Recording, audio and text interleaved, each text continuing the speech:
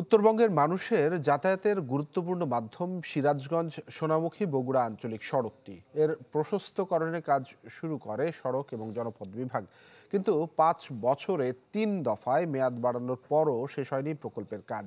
আর এতে ভোগান্তি বেড়েছে এই পথের যাত্রী এবং চালকদের।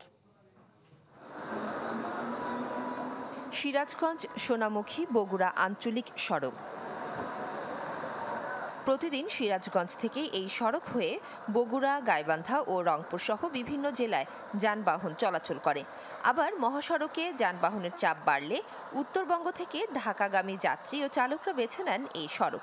গুরুত্ব বিবেচনা করে 2019 সালে সড়কের 76 কিলোমিটার অংশে প্রশস্তকরণের কাজ শুরু করে সড়ক ও জনপথ বিভাগ।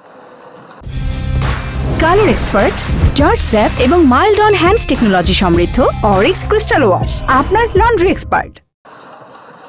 2022 সালে জুনের প্রশস্তকরণের কাজ শেষ হওয়ার কথা থাকলেও জমি অধিগ্রহণ জটিলতায় তা সম্পন্ন হয়নি। এরপর আরও 2 দফা মেয়াদ বাড়ানো হলেও প্রকল্পের কাজ অসম্পূর্ণ থেকে যায়। ভূমি অধিগ্রহণ জটিলতার জন্য এই কাজটা আটকে আছে।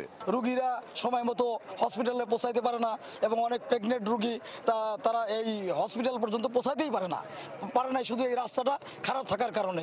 আমাদের লোড গাড়ি যাইতে পারি না, রাস্তা জায়গায় জায়গায় অনেক গ্যাপ, রাস্তার পাতির ক্ষতি হয়, অনেক গাড়ির অনেক ক্ষতি হওয়া যায়। এক কথায় প্রবাস কাজীপুর থেকে সিরাজগঞ্জে প্রবেশ করে এই রাস্তা দিয়েই। তো এই রাস্তাটা আসলে মেরামত করা খুবই প্রয়োজন।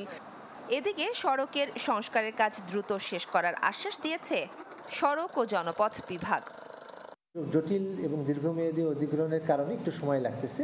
আমরা আশা করতেছি এটা আমরা এই জুন মাসের মধ্যে কাজগুলি সমাপ্ত করব। আমাদের প্রজেক্টের যে সময় আছে তার মধ্যে আমরা চেষ্টা করব, আর যদি এর মধ্যে না করতে পারি সেক্ষেত্রে আমরা সময় বর্ধনের জন্য আবেদন করব।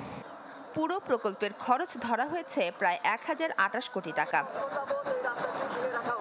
Desk report, channel 24।